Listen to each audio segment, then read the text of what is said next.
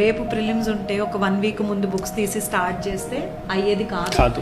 Every day కన్సిస్టెన్సీతో ఒక డిసిప్లిన్తో ఒక strategy పెట్టుకొని దాన్ని ఫాలో అవుతూ చేసిన వాడు మాత్రమే సక్సెస్ అవుతాడు అన్నది ఫస్ట్ విషయం ప్రతి కోచింగ్ సెంటర్ వచ్చిన స్టూడెంట్కి చెప్పాలండి.